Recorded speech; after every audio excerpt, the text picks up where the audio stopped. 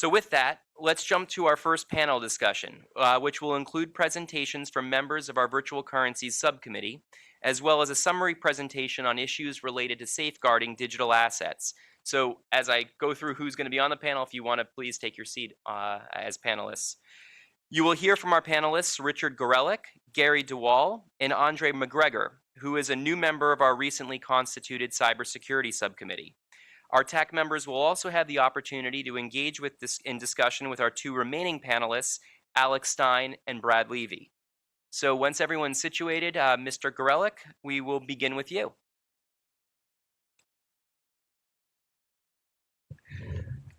Don't want to be disappointed you're going to be beginning with me. Oh, sorry, the switch. Mr. DeWall. I just have to stop before I give my formal introduction. Dawn, maybe I'm going to be showing my age, but when I entered the business in the early 1980s, the discussion was how computerization was going to save everybody lots of money. So that's more a fundamental problem, and I think that really should be an issue before the Technology Advisory Committee, but different day. So I'm delighted to be the kickoff presenter for the Virtual Currency Subcommittee. Our emphasis is really the spot market and some issues related to that. And you know, we don't have answers, but we'll certainly let you know what our thinking is up till now. We're basically going to try to deal with two issues, which is what the subcommittee has wrestled with over the last couple of weeks, which are really how can we look at the derivatives markets and leverage the characteristics, the standards, the best practices that can be gleaned from this largely institutional derivatives market to enhance the integrity and degree of trust in the underlying spot markets. We think that there's a lot to be learned here, and the issue is how can our lessons learned here over our years of experience be leveraged. The next topic we want to discuss is there's been lots of debate as to whether crypto assets are a security, and we're going to be discussing the implications of this debate. But we're going to be looking at it from a different side, which is what are the characteristics of crypto assets that really would subject them to not only the Commodity Exchange Act in connection with enforcement authority, but render them appropriate for regulated derivatives markets. To date, there are a number of derivatives contracts based on Bitcoin, but that's it.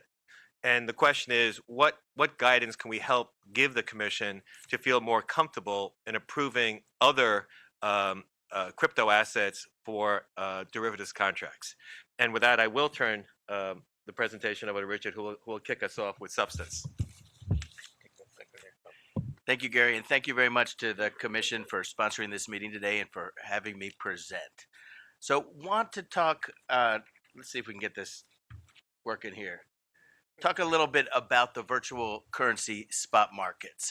The question that we've been asked about what are the practices from the more institutional regulated markets that we should be thinking about in connection with the spot markets sort of begs a number of questions, and we're going to try and tackle each of those in order here.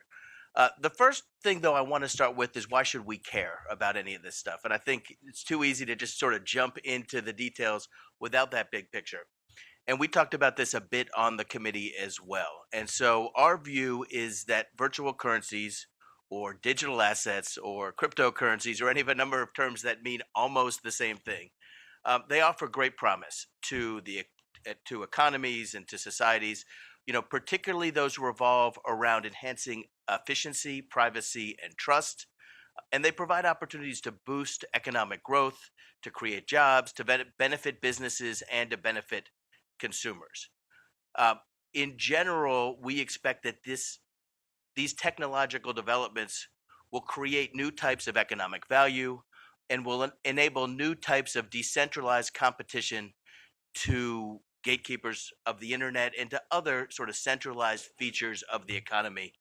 And we think that these developments are almost inevitable at this point. So there's a lot of good opportunity here, and it's going to happen. So our view on the committee was that we really need to be thinking about how do we boost the integrity and the quality of the markets for these new digital assets. So I'm going to talk a little bit about what are the virtual currency spot markets. What do we mean when we talk about that? what are some of the good features about those markets, what are some of the concerns about those markets, and then to really bring it home and answer some of the question that we were asked, what are some of the solutions for some of the concerns that have been raised? Okay, so the spot markets are comprised of really three different categories of types of marketplaces. One is what we're calling centralized trading platforms. They're often called exchanges, even though they're not regulated in the same way that traditional asset class exchanges are regulated. There's over 200 of these trading platforms, and they're located all over the world. In fact, the most liquid exchanges at this point tend to be located outside of the US. The different technologies are used, so there's not a lot of standardization of the technologies on all of these platforms. Very different technological models and very different business models as well. Often these exchanges act as both a matching platform in sort of the traditional role of an exchange. They act as a broker in some cases, as a custodian, as a clearinghouse, and in some instances as liquidity providers on those platforms. And so the business models can be quite a bit different than we're used to in the regulated futures markets, for example. There are also different regulatory environments for each of these uh, markets, depending on where they're based in the world, what their business model is, and really how they've each decided to approach regulation. The second category of spot marketplaces in the crypto space are what are called decentralized exchanges. And these are really information platforms where buyers and sellers can meet, can find each other. And then the trades between those buyers and sellers are often settled directly between them using a smart contract, for example. So it's really a way for people to meet to conduct bilateral trades. There's numerous initiatives in this area, but none of them have significant traction yet. And the peer-to-peer nature of these transactions open up additional risk and regulatory questions. I think Gary had a couple of thoughts on some of those issues that he wanted to talk about. Yeah, I think that when folks think about the regulatory issues related to the crypto asset space, the emphasis is obviously on the coins, and we'll get to that later on. That's one of the important topics we want to discuss. But I think it's also important to recognize that there are big issues. So far, the headlines have been dominated by folks who are allegedly committing fraud, and that obviously is a big issue and a proper issue for not only the SEC, the CFTC, and the states, as well as other regulators, including the Department of Justice, to be interested in. But in fact, lots of folks are trying to figure out how to do it right. Lots of folks are trying to figure out legitimate players who want to trade, who want to access the markets, who want to provide access to the markets. They are struggling with how to do it right. And I just like to give just a few thoughts on this because this is very, very important in thinking about the environment and the issues we're dealing with. We know that there are different players in the markets. We know, for example, that this commission is involved in two ways. We know that if a crypto asset is defined as a commodity, then the CFTC has enforcement authority using its Dodd-Frank fraud-based manipulation and other bases to bring enforcement actions. We know that the CFTC has jurisdiction if someone trades or wants to offer a derivative based on a virtual currency. We know that participants may have to register as FCMs. We know that offers may have to, or exchanges may have to qualify as DCMs or CEFs. We know that they may need clearing organizations associated with those products. That's actually sort of the easy one. The CFTC is actually sort of the easy regulator so far. The issue is when you're talking about the pure spot market, separate and apart from the enforcement authority of the CFTC, it really is very difficult today for legitimate players to navigate the universe. The states, generally people understand that if somehow you're involved in not investing for your own account and you're involved in the business of somehow transacting in virtual currencies, you may be touched and likely are touched by FinCEN. Okay, and again, they're relatively easy. It's you have to play AML. That's a good thing. People understand that. Then you go below that. the states have regimes that touch the space in many different ways. Last night, for the fun of it, I looked at one of the big players, and I'll say them their name. I'm not the New York Department. I'm not the New York AG, so I can't just name names.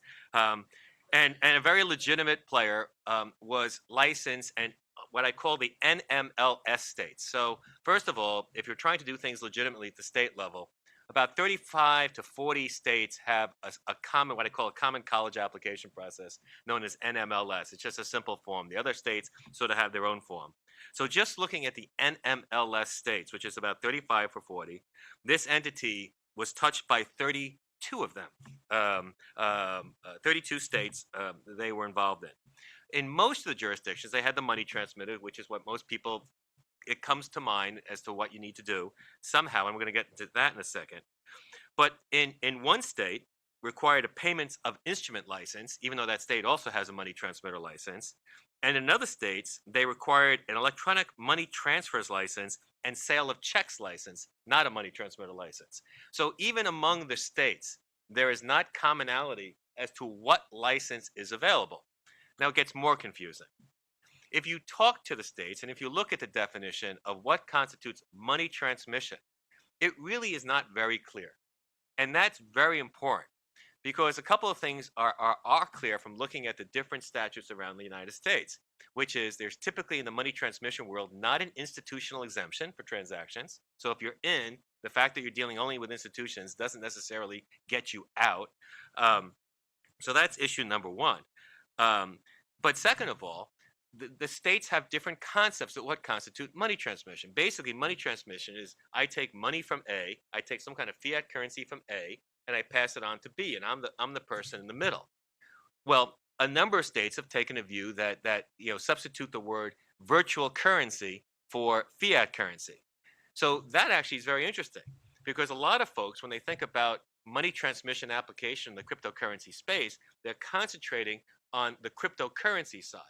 And maybe about 30, 35 states have addressed that issue. But most of the states deal with the fiat currency side too. And in many circumstances, these transactions involves both the transmission of fiat currency as well as the transmission of cryptocurrency.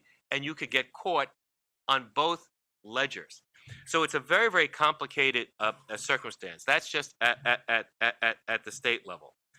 We continue. We know that if something is considered to be a security, obviously the SEC is involved. There's potentially registration issues unless there's an exemption. We know that people offering to the public might have to be involved, registered as a broker dealer.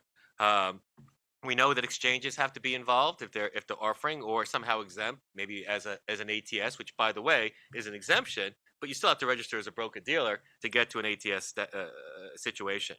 We know that the states have their own blue sky regime, so they have securities regulation.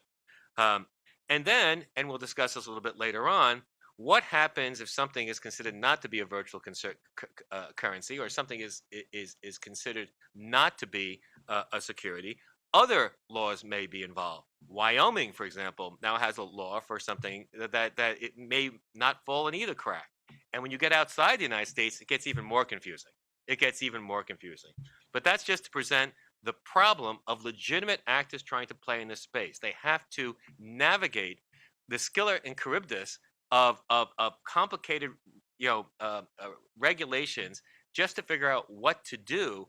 And it's not really 100%. As someone advising clients in this space, the precision of advice is not great.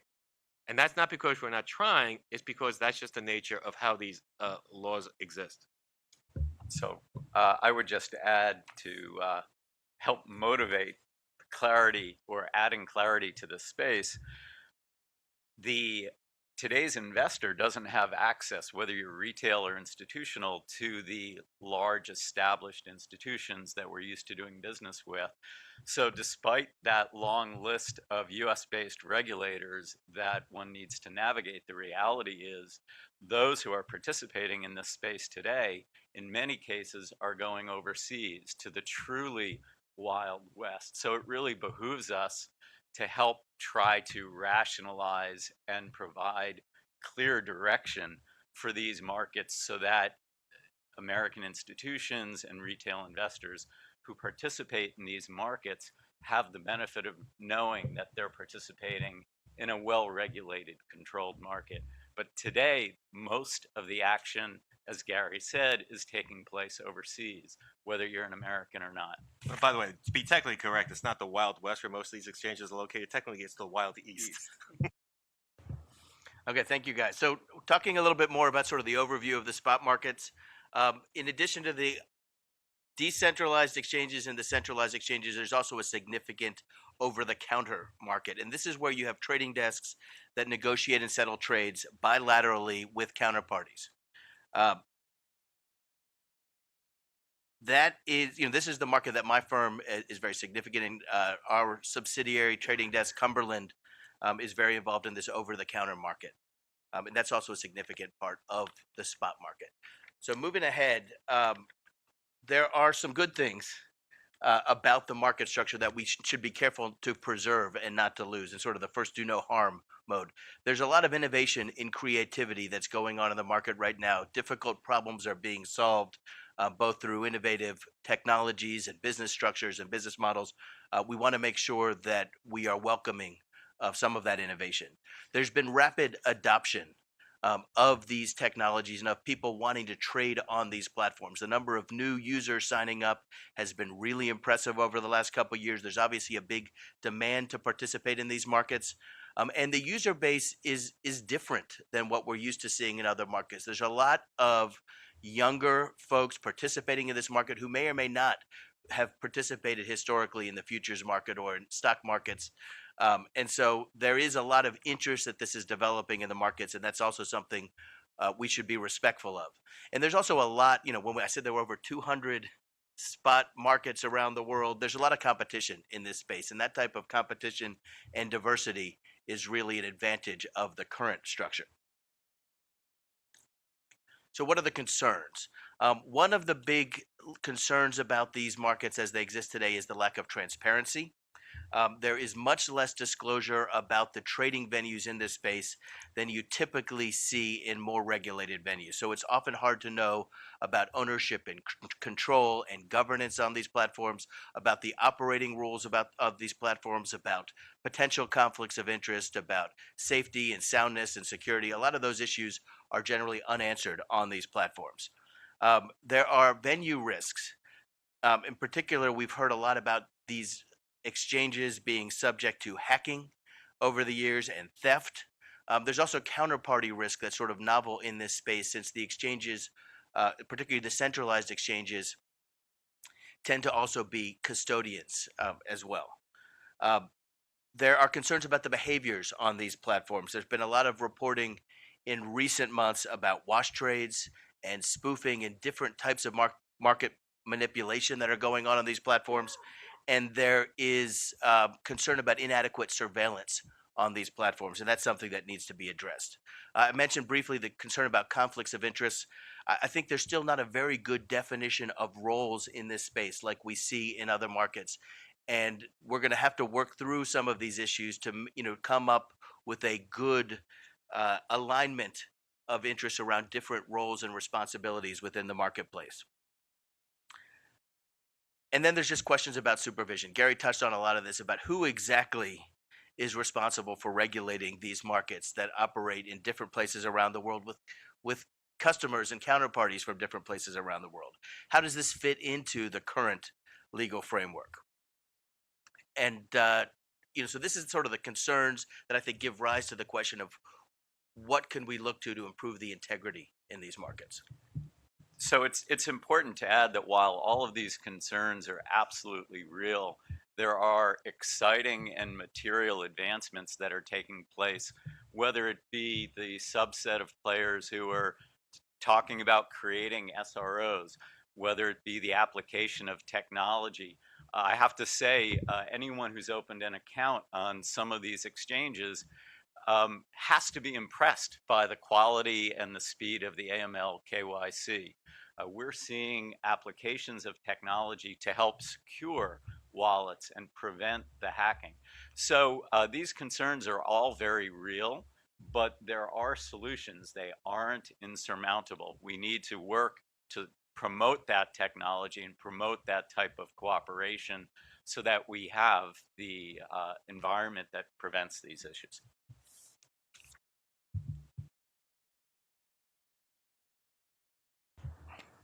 So to Alex's point, yeah, what are the solutions here? What can we look to in the traditional financial markets and elsewhere to help improve the situation? And one is smart regulation.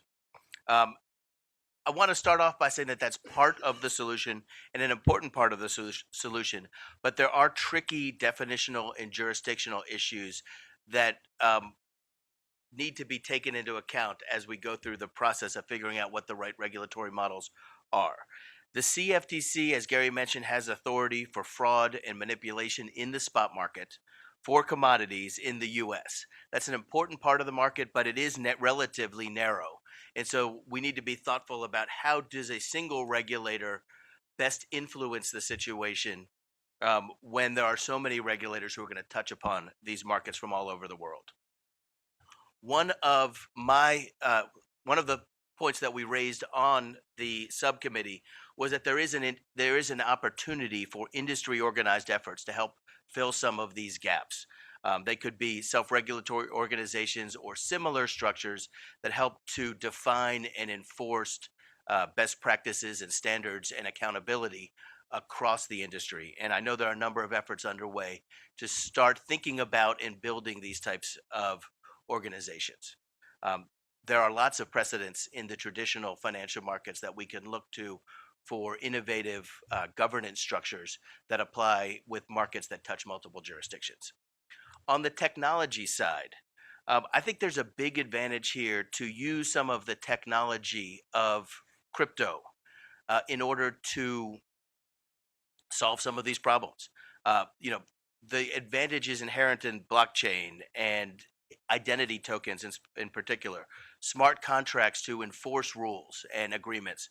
There's a lot of potential solutions in the technology that we should not overlook. And when there are technological solutions, my view is that they'll often be more certain and predictable and beneficial than relying on sort of outside third parties to come in and call the balls and strikes, if you will.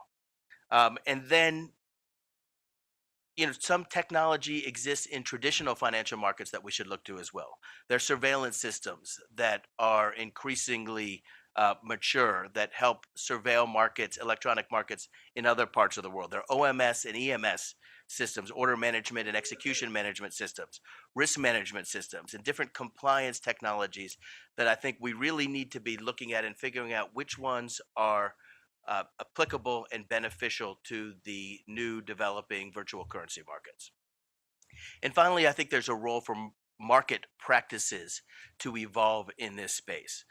When we look at the traditional financial markets, we see that there are very well defined roles and requirements for different types of market participants.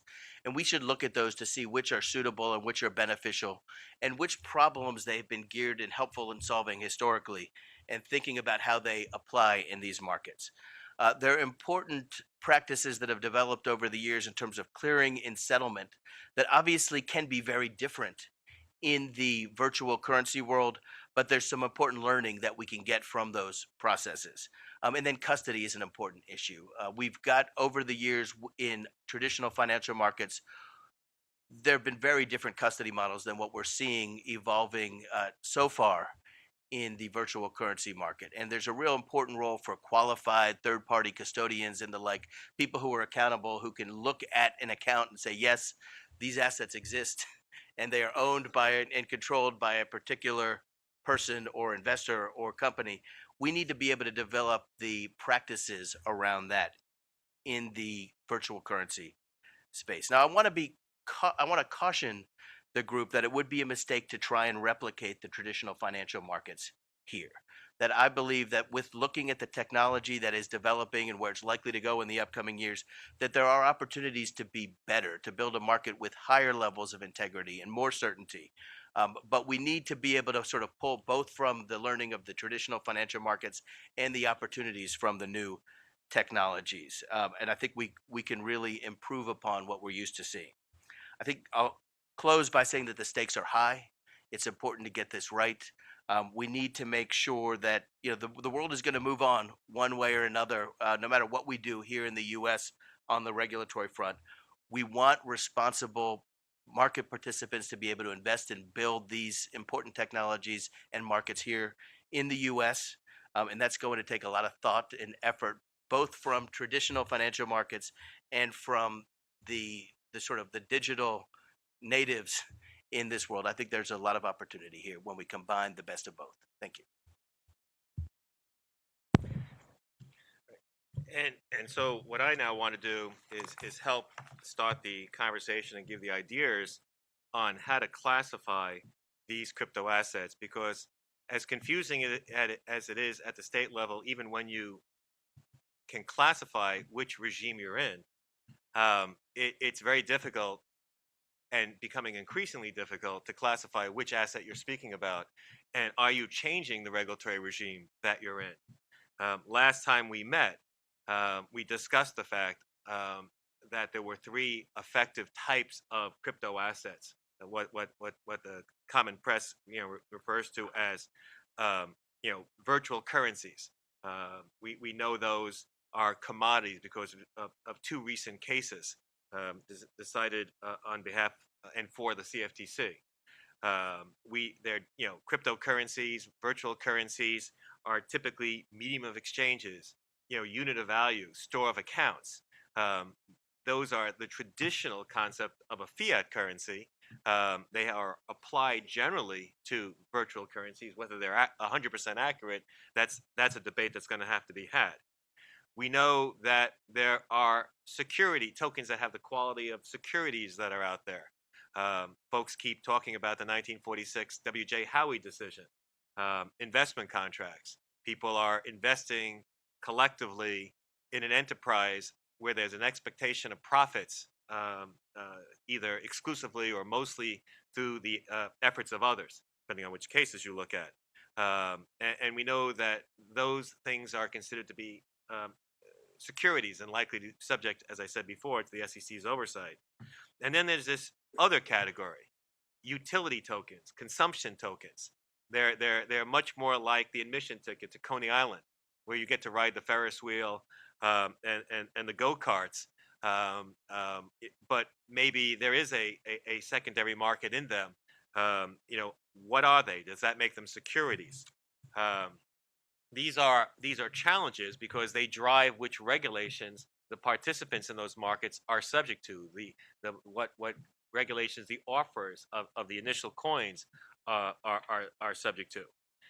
Since we last met, William Hinman, Director of Corporation Finance over the SEC, mentioned something that we discussed last time, but he acknowledged it a bit more formally, although it was not the official view of the SEC, that you can have coins that morph. You can have a coin like Ether, which likely was a security token at the point of initial offering, because it was done by a sponsor and it had the hallmarks that satisfied Howey. But today, given the fact that it's a mined coin, given the fact it's much more decentralized, in his view, was likely not a security. So it may seem academic as to knowing what brings a coin into what category, but it has very profound regulatory consequences. And as we mentioned before, folks are dealing with it differently. We know that Malta, we know that Gibraltar, we know that Switzerland are looking for and recognizing that there is this third category of coin and that it is subject to some kind of different regulation. We know that the state of Wyoming has created a recognition of this third state of coin. So the universe of regulatory schemes is quite evolving and becoming more and more different and more confusing. So we do believe that it's important to help determine how can something fit into categories. How can we help decide where something belongs? And that's where we want to add some value. We know it's a difficult conversation because it involves a lot of regulators, but we think the conversation has to begin and come to some kind of conclusion. From this agency's perspective, there will be applications, there will be self-certifications for folks to trade derivatives based on coins other than Bitcoin. and you will struggle and try to come up with your own standards in how to decide whether you have the authority to do that. We want to help you. So we think that looking at some of the literature out there, looking at some of the guidance of the foreign jurisdictions, looking at some of the thought process that went in Wyoming, looking at some of the literature, looking at William Hinman's commentary, we think there are generally really three broad categories of things that folks have to think about, which is how was the coin issued? Okay, was was there a was it was it meant to be an investment vehicle, or was it meant to be something else? It's sort of a binary question, at least at the beginning. How did the sponsors promote it?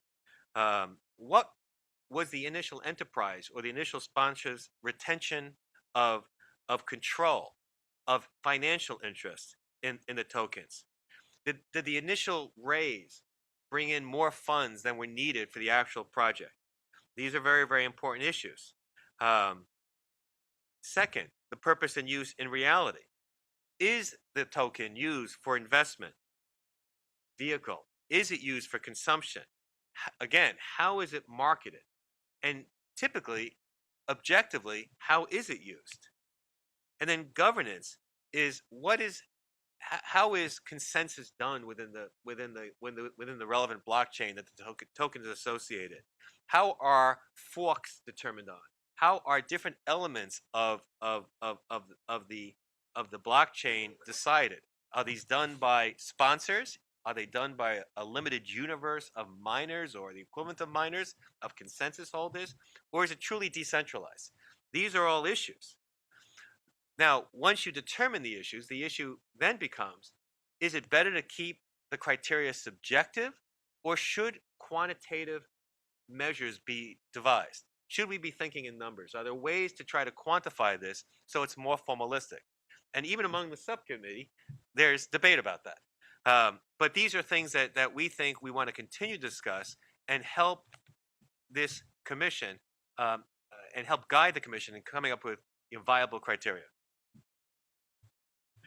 So I'd add to that because this is an industry and a technology that's evolving so quickly, even in the past few years when crypto has had a lot of focus, we've seen a dramatic growth. I mean, when Bitcoin was the coin, it had a single use. And then Ether came out with this concept of smart contracts. Then all of these new mining mechanisms, proof of stake, delegated proof of stake, have come out. The challenge of what are these, how are they used, and how to regulate them evolves and will continue to evolve. So I think there is consensus on the group here that whatever we do going forward, it should be more principles based, because it will be very hard to stay ahead. One rule of thumb is that humans tend to linearize the world around them. They look at what happened yesterday, today, and you think you can draw a line to tomorrow. Crypto assets and blockchain technology are technologies that are available open source to 7+ billion people in this world. Applications are being thought up across the entire globe. In particular, if you look at Gary's point, how are these blockchains or these coins being used? One of the critiques that comes up often is, well, today really the only use is as a store of value. This is a technology that is likely to change on an exponential path. And therefore, if we take what we saw yesterday and rely upon that to tell us how we need to regulate this tomorrow, we are likely to totally miss the puck. And it's quite a challenge, but the opportunity is really great. These are enabling technologies. They are enabling financial assets that won't just affect the US economy, but the global economy. So we have very worthwhile but substantial challenge in keeping to the principles that keep our markets safe and not over specifying. Thank you very much. And so one of the issues that you all have raised is around how do you safeguard these assets, and then one of the risks being, security and the risk of hacking. So I'd like to turn over to Mr. McGregor, who presented this week at our FinTech conference, but will share some remarks on safeguarding digital assets. All right. Thank you very much. Perfect. Just wait for the PowerPoint presentation to come up. Not sure who was in attendance on Wednesday and Thursday for the conference, but what I found very interesting was one of the panels around scams and frauds. And specifically, there was a statement that was made that it's a lot of the same old fraudsters, but with a new product. And that's some similarities and dovetails directly into cybersecurity, because while there is a new industry, there's a new technology, a lot of the concerns that we still have are old cybersecurity problems. I don't think they. I'll help you out. The technology is unfortunately. All right, let us push it up or down. Okay. Technology works out well.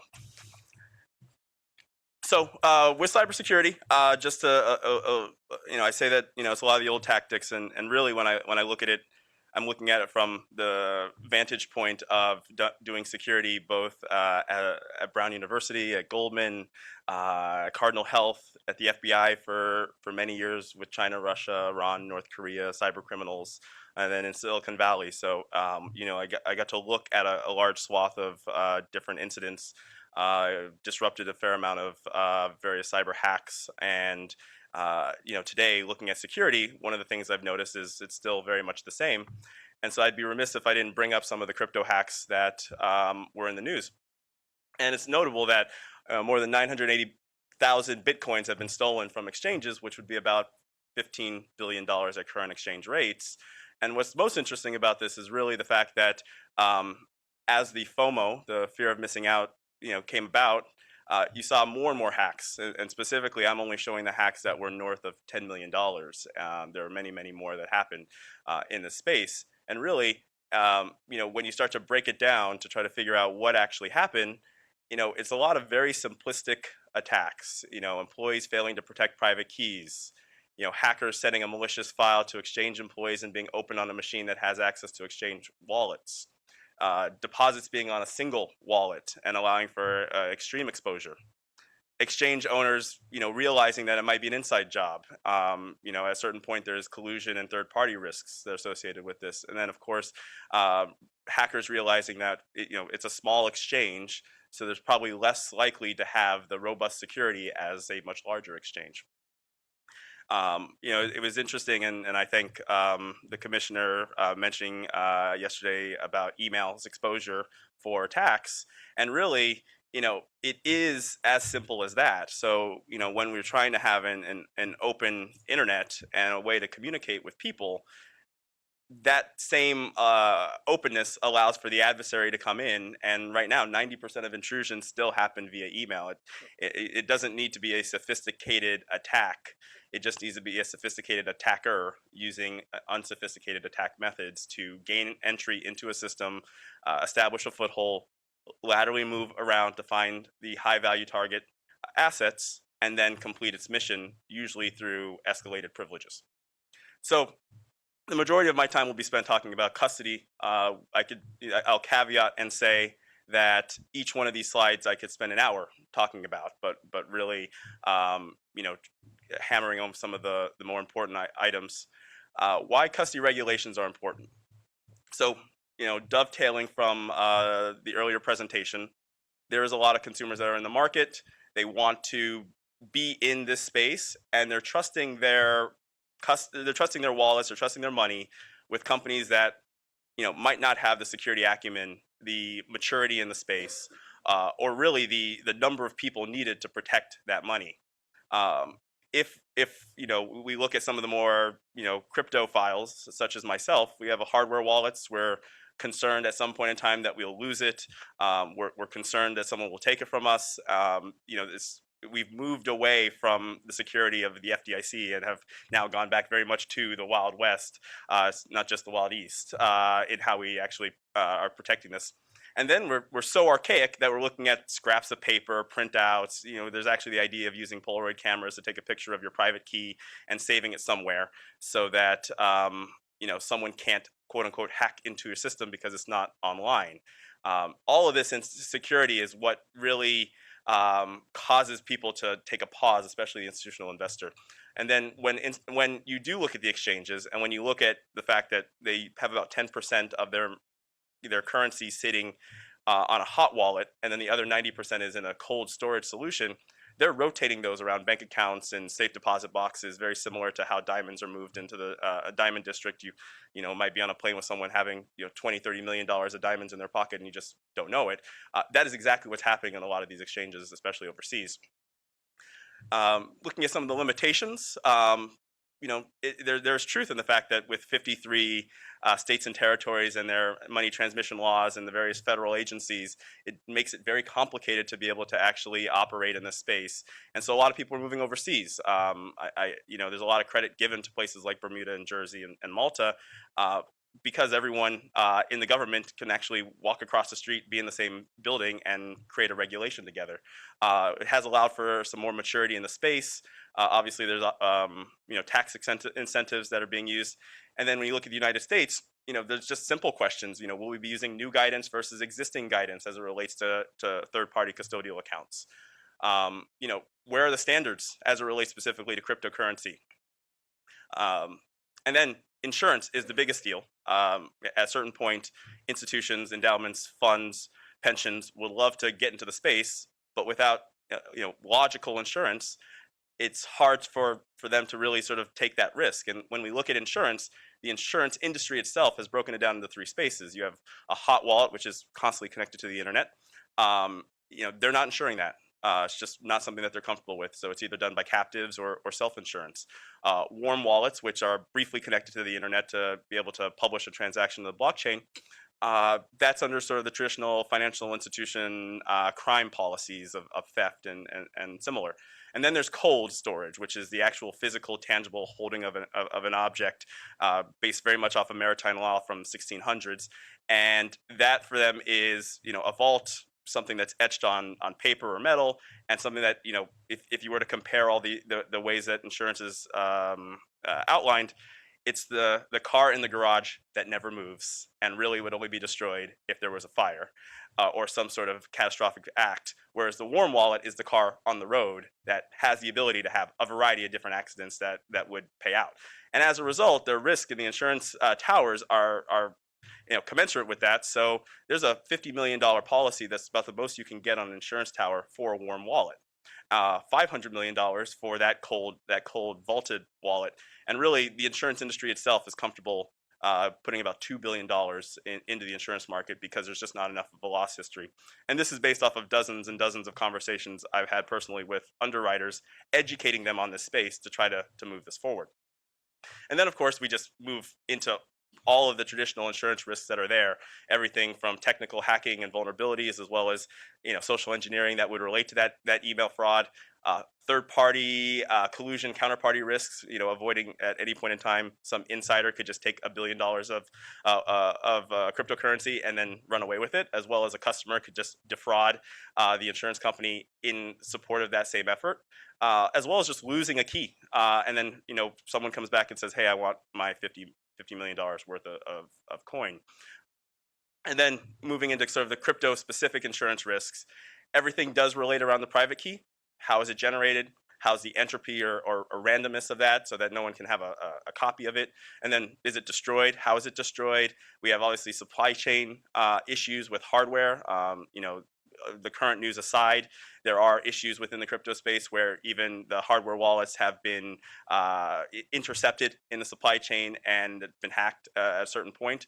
The decision of whether or not to have a pure custodian or actually sharing that custodial effort with another entity. So while multi-signature is a great idea and it does allow for the diffusion of third-party risk, now I'm also concerned if I take part of that key, that if I lose it, I lose all of my money. Then, of course, we want to actually have some controls in place of how fast can transactions happen, the velocity of the number of transactions that you can do, as well as making sure that addresses are whitelisted. So you're not just, there's malware out there that you can actually think that you're sending it to the wallet that is visually there on the screen, when in fact it's a completely different wallet that you're sending the money to. And of course, just pen test, code validation, and then the backup keys, where appropriate. What this all leads to is the fact that we do need a standard. And there is a standard out there. It's not widely adopted, but it's important to just take a couple minutes to really sort of go through the fact that there are some best practices that need to be employed. There are best practices that could avoid a lot of the exchanges that are being hacked from being hacked, or if they are, it doesn't result in a catastrophic failure. So the cryptocurrency security standard is one. You can actually see that there's a variety of different processes in place that go into extreme detail as to what people should be doing. But really, the primary areas that are interesting is key creation. How is it created? How is the methodology validated? Is there a system that allows for it to be created properly? Looking at wallet creation, whether or not you use a unique wallet or address for every transaction, multi-signature, of course, which we talked about earlier, how that multi-signature is broken up, whether it's a 2 of 3, 3 of 5, 5 of 9, and then of course how keys are distributed. In many ways, you have the Federal Reserve Bank idea of having a bunch of cages underneath the ground that you could just move gold from one cage to the other. And having been down there and moved some of the gold bars, it's been it works, but that only works in a vacuum for the most part, because we've have a lot of security in place. For all of these digital keys, they really need to not be in a single location. And then as we keep going, and I won't sort of go into each one of these, there's ideas around key storage, key usage, specifically with KYC, AML in mind, and identity verification on top of when we say multi-factor authentication being something something you have, like a token, something you are, like your biometrics, somewhere you are, specific location, employing all of those multi-factors, not just a single one or 2 or 3 or 3 or 4. And then really processes in place, written, codified, to be able to say, who has access, what is their role, how do I revoke it, what happens if a key is actually compromised, what are the steps in place to be able to audit all of that, so that we really sort of stand by a trust but verify model for security, and then using that and dovetailing it into a policy that is really centered around establishing a security program, dedicated security staff, and external security audits that really report up not to any technologist, but to general counsel or anyone else that's in a higher authority that cannot really avoid some of the risks that are there. And so at the end, some of the institutional barriers, it was mentioned earlier that institutions really need to have insured qualified custodians. Right now, insurance premiums are quite high. So for cold storage, it's 0.75% AUM. For warm storage, it's anywhere from 1.25% to 3%. And actually, some companies are charging 5% to have warm storage. You also have the fact that there is the self-custody that's happening with exchanges and funds, and they also don't know exactly what they should be doing. I spent a good amount of my time consulting with some of the largest wealth managers and top 5 banks in the world, and they're still trying to figure it out of how we should actually do digital asset custody. We talked about widely recognized industry standards, and then of course with everything that we're talking about with the various companies that are out there that are doing custody today, it's slow liquidity. It takes 48 hours to be able to get my money. If I do make an appointment and I schedule it, they can do it within a 2-hour period, which makes it very difficult to be able to be part of the market. And so at the end of the day, we want more standards. The government's great. I will say at a time I was assigned to DHS at the NKIC, and NIST came out with its cybersecurity framework, and it was a relief to the industry because everyone was looking for just something, anything they were to say this is what we should be doing for cybersecurity, and that worked. And so it could be something that's from the government, it could be a consortium like the CCSS, or it could be an SRO. Obviously we want to have bank level physical cyber and crypto security. I do believe that even though it's supposed to be a decentralized, deregulated coin, we need a regulated market to be able to actually operate safely. And then, of course, KYC, AML, and anti-bribery corruption process to ensure the safety and better education overall. So thank you for the time. Great. Thank you to all of our panelists. And so I'd like to actually open the floor now to our members for reactions to what you've heard from the panelists, any additional observations that you may have, as well as whether there are the work that the subcommittee is currently doing is in line with your expectations, or are there additional considerations the subcommittee should explore going forward with their work?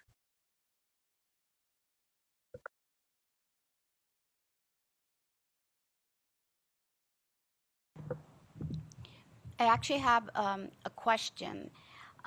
I wanted to, just get some sense on how easy is it or difficult to create a new cryptocurrency. And then one of the panelists mentioned that the user base is different. It's a younger user base. And do we feel like, the cryptocurrencies that are out there today, are we providing, sufficient information and security to this new user base? So that's actually a great question that comes up very often. And the issue is that one can create a cryptocurrency in a matter of minutes. In fact, there are tools to auto-generate a new cryptocurrency. But that's not really the important point. The important point is adoption. I could create the Alex Stein coin today, but unless people wanted to take it and use it for something, it would be irrelevant. So looking at how coins are being used, whether they're backed by future functionality, whether they are exchangeable on an exchange, those are the important criteria that are actually quite hard. So if you look at at this point, thousands of coins that are nominally listed on sites like CoinMarketCap, once you get past the first tens, there really is nothing there. So I wouldn't be concerned about the ease with which one can create a coin. It's how are these coins being used and how are they regulated and how are they secured. And if I could just offer the duality of this conversation in terms of virtual currencies being used as cash to acquire others or an asset that increases in value. The new generation desires very fast acquisition of anything. It would be clear that virtual currencies generally are very light and can be used easily to acquire other goods and services. That is very Gen Z and millennial friendly. So I think in terms of this conversation, drawing a distinction between virtual currencies used as cash effectively to do things in institutional markets like settle trades or in buying Starbucks, that's important to understand because those are two very different purposes. And, one in terms of being used as cash to acquire other goods, that's, there's some risk there, but it's probably much lighter. In terms of the downside of that being versus getting into it as a store of value or an asset that could have a lot of volatility and people may not know what that risk is going in terms of making an investment versus just using a virtual currency, i.e. crypto, to exchange for other goods and services. So, Bernal, also in terms of your question about what the user base looks like, I think, in addition to sort of a, hand-wavy age type categorizations, I think what's interesting about this market is it's starting largely as a retail market, albeit a very tech-savvy early adopter retail market, and it's moving out from there and becoming increasingly attractive to institutions. We've seen over the last year and a half that prop trading firms and family offices and hedge funds are increasingly interested in getting involved in this space. And we would expect that trend to continue over the next couple years. So it's both, it started out as retail, going institutional. A lot of the traditional markets started out as institutional and became increasingly retail. And that creates interesting questions about market structure and regulation as well. Just one thing to add, when I look at it from the security perspective, there's a generational gap. and it's not what you expect. So there's a generational gap in the sense that young people are very interested in this space and they want to be involved, but they don't have the maturity to know that bad people are out there that are trying to scam them. And so and then on the other end, you have the older individuals that have that experience but are pausing because they know that bad people are there that are going to do things. And so unfortunately, I deal with about a hack a week and it's unfortunate that it's high net worth individuals, it's companies, it's all different types of individuals, whether PhDs or a student. And the thing that you sort of realize is that we're just moving at such a speed that with the fear of missing out, unfortunately, people sort of have to make that decision, and they do, and sometimes ends up being wrong. I think it's an excellent question too. I mean, I think sometimes we all forget that it hasn't even been 10 years since the 51st Bitcoin were mined. That anniversary coming about in January. I think one of the great challenges right now, and you may recall at the last TAC I gave sort of the history of commodity options and the regulation of commodity options in the 1970s. Right now, we're in a world where the tokens are really disassociated from the chains in many ways, and the tokens are being used by too many fraudsters or purported fraudsters, and the law is being driven by the desire to eradicate the fraudsters. Not that differently than the law was being used in the 1970s, the best it could be to eliminate the fraudsters in the commodity option space. And the problem with that is that will impede not only institutional traders or institutional offers of tokens down the line, but it will impede potentially blockchain development. That's the danger. That's the real danger here. Because the law becomes very binary when there's fraudsters involved. It's good or bad, and obviously you want to eradicate the bad.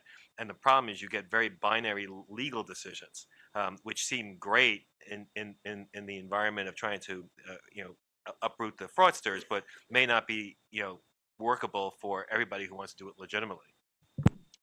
Okay, I'm going to go down the line. We'll go Mr. Tabb, Mr. McHenry, and then Mr. Lothian.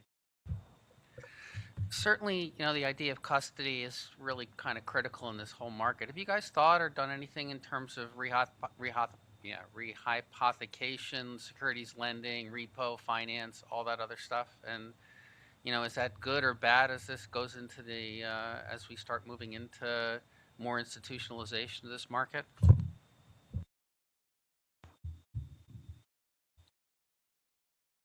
I'm going to answer sort of in a general way. I think that all of the processes and devices and tools that have been useful in traditional finance will be at least explored in the virtual currency market. And I think there may be some advantages, there may be some disadvantages, there may be some concerns, there may be cultural mismatches, but just the way that the economy works is that if people want to lend their coins, they're going to figure out a way to do it. And I think we need to be aware of that whole process. They're extremely portable.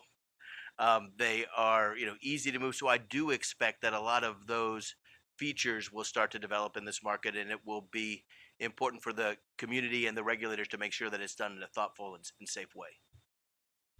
And I'll point out this is one of the areas where whether you take a view of whether these activities are not, I mean, certainly as a council, we're seeing folks wanting to do lots of different things with tokens. And this is where the law really becomes challenging, because we're talking about, most people think of the plain vanilla transactions and how they fit in. But you start getting into the areas of rehypothecation, you get into the areas of lending. The New York BIT license is a good example. That law is triggered if you engage in a virtual currency business activity, and which is very broad to begin with, involving New York or a New York resident. Every transaction that you just talked about, rehypothecation, lending, if it involves New York or a New York, it's just so broad, it gets captured into that. And folks are scared to do business in or involving New York State because they're afraid of getting caught in the BIT license requirement, which is very, very time consuming to obtain. There's less than a dozen folks who can operate legally in New York today in this space. And that's part of the problem right now with the regulations and the laws out there being so vague. And A related just, issue. I'm sorry, just and without regard to any of the regulations that exist or the complexity of that, which matters, just the idea of segregation of assets and accounts, which is obviously critical to safeguarding and certainly sits within the stock loan and repo markets, et cetera, and the futures markets. If you can safely protect an asset and really identify it as someone's, the idea of holding it in a broad account, and these are for the purists in the crypto space, it's very easy to get your head around that if you just believe that every coin can be hashed and owned by an individual, and it could sit sort of anywhere and always be known as owned by a particular entity. If people are uncomfortable with that, then you'll need many accounts segregated, so any one institution can't commingle those. So it really does turn everything on its head, depending on the coin, the model, and the ability to identify an owner of that coin or an account with assets in it. So it really does force you to rethink all of that potentially. Well, that gets the heart of this, is that you may have two owners of one coin, because it's you've got the registered owner, the guy who bought it, then he lent it, then somebody else bought it, bought something. So that opens up a whole can of Fractional worms. art. Yeah. So a related issue that we didn't touch on today, but we should in the future, is the impact and role of smart contracts. Smart contracts were originally developed with the tagline "Code is law." Well, I'm a computer scientist myself, and I would never rely on code as law, certainly not my own. Understanding the jurisdiction, understanding the recourse, understanding arbitration provisions underlying these smart contracts are all interesting areas of research that would be instrumental in hypothecation scenarios to ensure you don't have two owners simultaneously. Okay, let's go to Mr. McHenry. Thank you. So does the scope of regulation that's currently under consideration extend beyond just trading to include aspects like mining? And because I know there's a lot of potential manipulation there. The answer is yes and no. Jurisdictions that have regulations that actually address mining typically carve them out from the application. For example, money transmission requirements, or even getting a bit license. But the problem is once you're done mining, and then you start getting involved in getting rid of the mined coins, then you're potentially touching other laws, depending on the business you're conducting. I mean, the issue is, and again, it's not that different than the problems of the early 1970s, when commodity options became very, very popular vehicle for fraudsters in the United States. There was no doubt that there were legitimate users. Today, nobody thinks about commodity options as primarily a fraud-based product. Okay, but in the early 1970s, before the adoption of the amendments to the Commodity Exchange Act that created the CFTC, there was great confusion as to who had jurisdiction over commodity options. Was it the states? Was it the SEC? It likely wasn't the Commodity Exchange Authority. But the problem is that the concentration is getting rid of the fraudsters. There was even that ban that I referenced last year from the end of the 70s to the early 80s in commodity options. Until people can get their hands around and say, okay, now we figured out we have an environment, and the exchanges will start trading this product.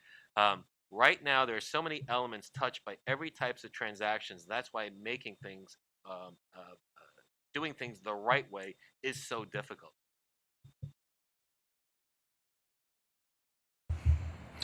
So I'd like to take a little bit of a big picture look at this, because when the CBOE and the CME offered Bitcoin futures, I got a lot of calls. I got calls from FCMs, risk managers, general counsels saying, hey, what do you think of these things? Should we offer these things, whatever? And I had to really dig deep, because I had some preconceived notions, and I had to work my way through those and take a different look at this.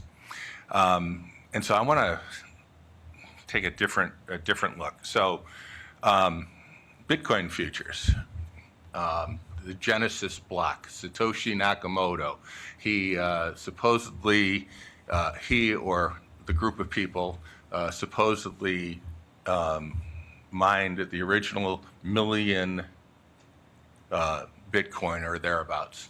Okay, it's worth $6 billion today. It hasn't been touched. Okay, now why don't you touch a $6 billion asset? Okay, now the reason that's most given is if somebody touched it and took some profits, little portfolio reallocation, whatever you want to call it, that it would undermine the confidence in the product, and the product would go down. But you know what? If it goes down 90% and I get out with $600 million, I'm still $600 million ahead of the game, right? But that's not the point. The point is why don't you? And the reason is because you're making so much money elsewhere, okay? And that points to a group of people having made the decision as opposed to one that it would be beating down on. And so I asked myself, okay, who can make money from this product? And this is early days. I'm talking about the genesis of this, right? And I came up with the answer of money launderers. Okay, it's the third largest business or industry in the world. And if you think about it, who might be behind that? That could be Russia, oligarchs. We recently had the story of the Russian security forces that were hacking into the UN. Okay, and one of the ways that they were supporting themselves was actually mining Bitcoin or mining cryptocurrency. Okay, and so that's my theory without any proof. Okay, and it's just a cautionary question. It's a what if that's the case? Because when I tell people this theory, they go, you know what, it makes a lot more sense than it's a Japanese guy who created this technology and never touched the $6 billion or $20 billion when it was at its high. Okay? And so what is the risk of the origins of this? Now, I get the tremendous opportunities in the cryptocurrency. You guys did great work. I agree with much of what I heard. I'm even pursuing a token strategy myself, so I'm not anti. So to Gary's point, commodity options can be good, okay? But what if there's a more nefarious beginning for this? But the biggest question is, who's looking into this? Because nobody that I've heard is looking into this. There's other than, Newsweek tried to do it a few years ago and got somebody that's not Satoshi Nakamoto. And there's other people that have come out and said it. But is this an issue for the concern underlying the confidence? If it turns out that it is created by money launderers, what does that do to the confidence of all this wealth and all this money and all this technology and investment? Okay?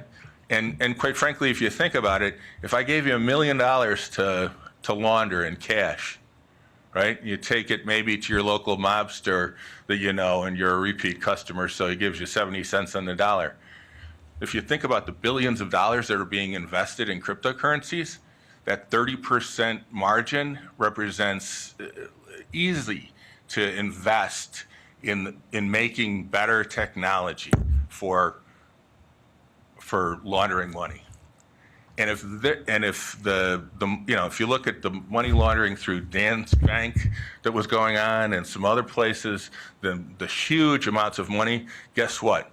The regulators are never going to keep up with what's going on. The regulations are never going to keep up with what's going on. There's just too much money in it, and they're way ahead of us. So that's the question I want to ask. And just ask yourself that question. And so one of the biggest misunderstandings about Bitcoin is that people say it's anonymous. Not only is it not anonymous, to my understanding, going all the way back to Silk Road in 2014, law enforcement has been incredibly successful in using the pseudo-anonymity of the Bitcoin blockchain to identify and apprehend people who are doing money laundering or illegal activities. Now, there are coins that have come about that have real anonymity. They don't have anywhere near the velocity or the market value that Bitcoin has. But Bitcoin itself, you can see every wallet, you can see every transaction. So where is the Achilles heel in Bitcoin? The Achilles heel is not transactions that are done on the blockchain because they can be tracked. It's this unregulated world of exchanges where the exchange may or may not be employing AML, KYC. And if I can deposit Bitcoin into some exchange outside of the United States and find a counterparty, we may be able to transact. That's not on the chain. To Andre's point, I'm now taking full counterparty risk. I'm not on the blockchain, but I could do that as anonymously as this third-party organization allows. But all this speaks to the value of having regulated, qualified custodians and exchanges, and as we do with equities and fixed income and commodities, ring fencing that space so that when I transact in shares of IBM, I don't have to worry about my counterparty because I know the entrance gate was manned. And so there are solutions, and that drives much of what this panel has been thinking about. Yeah, no, I note, and I was actually kind of appalled by this when I looked into some of the exchanges where if I deposit my Bitcoin at the exchange and then go trade, my trades are actually not written to the blockchain. They're written to some other kind of system. So I'm really not trading Bitcoin. I'm trading a derivative of Bitcoin, which you might call a futures contract or some type of derivative or Except swap. it's probably on an Excel spreadsheet. Yeah. I mean, and also, John, in fairness, FinCEN, OFAC are pretty out there trying to tell people that just because you're trading this new exciting asset doesn't mean that you're not subject to AML and KYC concerns, and they're making it pretty clear that there are applications that have to apply. I mean, as I said, FinCEN's been pretty aggressive. Both there's been criminal actions out there for folks who didn't get the money service business license, and they felt they should have, and they've been prosecuted. And I'm sure there'll be more. And the OFAC makes sure that you cannot do business with people who are transacting on a blockchain just if they're a prohibited person. The fact that they're creative and they vowed to start listing addresses of that you shouldn't be dealing with. So I think the crime enforcement people are pretty good. I had the pleasure of listening the other day to the senior guy in the state of Alabama who was the guy who actually helped the Iraqi government prosecute Saddam Hussein and Chemical Ali, and he's now in this crypto space and prosecuting purported bad guys. And he was explaining the processes they use to actually research and take advantage of the blockchain technology to learn who the bad guys are. And his problem isn't, I mean, I'm sure there are guys out there he can't find, but his problem is that there are too many guys he can find. They just don't have the resources to prosecute. So All right, just to sorry, oh, Andre, sorry. I'm gonna cut you for a second here because we're gonna try to stick to our timeline as best we can. So I'm actually gonna go to Ms. Peeve for a question, and then a question or comment from the chairman and Commissioner Berkovitz to round out this panel discussion. Thank you. So just real quick, stable coins. So they seem to have all the characteristics and mechanics of a futures contract, and that you're locking in a value today and protecting against volatility in the future. Have you guys looked at or discussed the emergence of stable coins and what the best practices or guiding principles should be around them?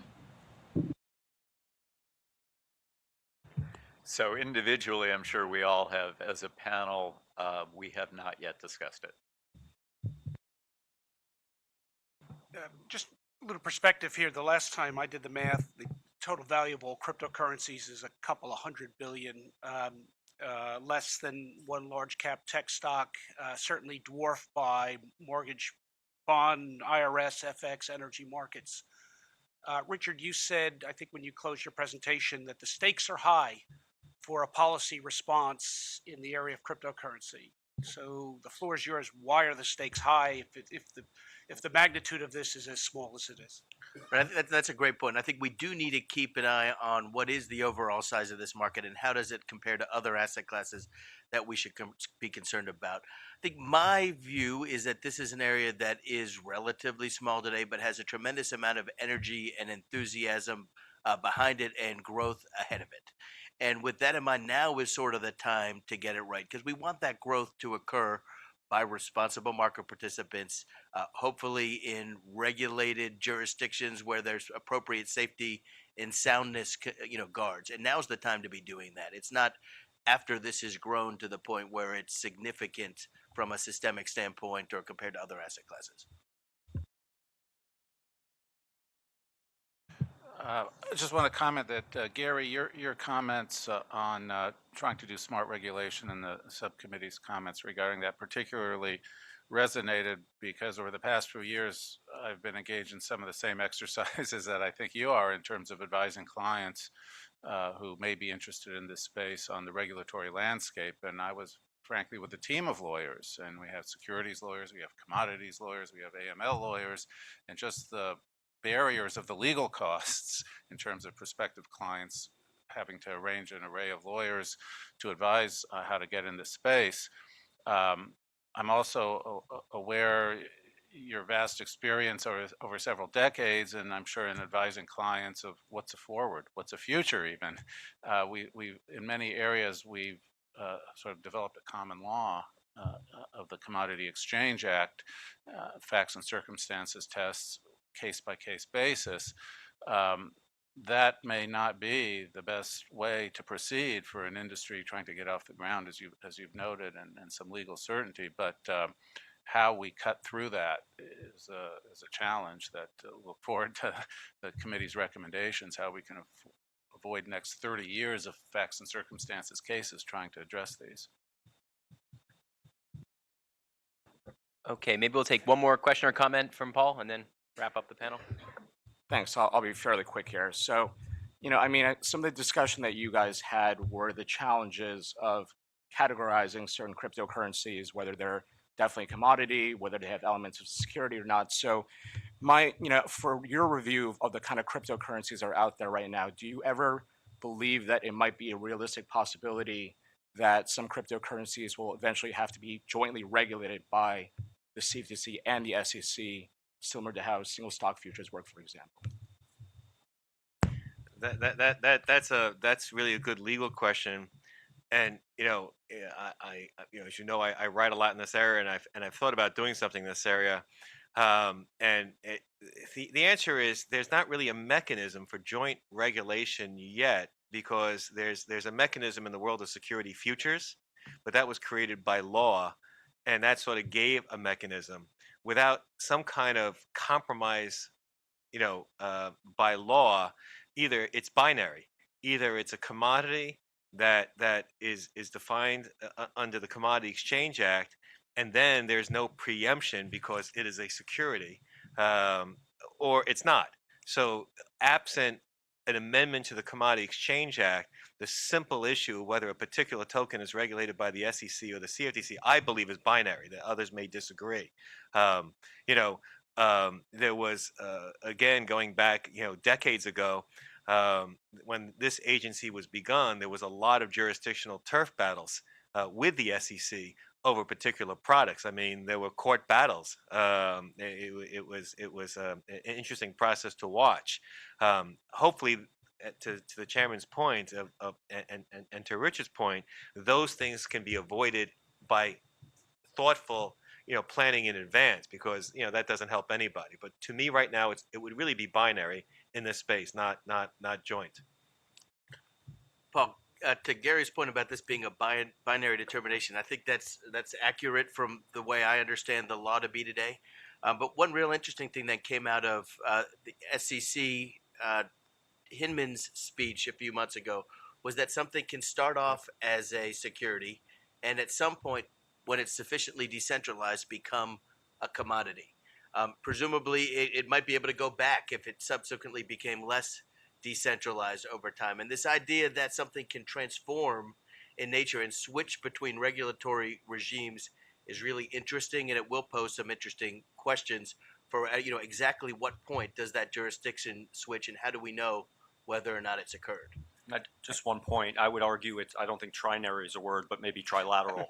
I think the banking system and the banking regulators will also have to play a role in this. We have a system today that doesn't really work that way. When we think about global competition, where the regulatory side is maybe a bit cleaner and there's single regulators or broader regulators, especially when you look to the east, I do think we're going to have to seriously look at it and figure out how do you get banking, securities, and commodities together when it makes sense. And I know that's not possible potentially in the practical world, but that is probably a version of the right answer in the long run. Yeah. I'm sorry, on the point I mentioned before, I mean, already we're seeing, the New York State Department of Financial Services has filed a lawsuit against the Office of the Control of the Currency over its supposed fintech, the fintech charter, and some other states are on the queue to do that. I mean, that's what we want to avoid. We want to avoid those kind of governmental battles that don't benefit anybody by thoughtful planning in advance. All right. Well, I'd like to thank our panelists for their comprehensive presentations and our members for asking good questions and I think raising some new elements that the subcommittee might consider incorporating into their work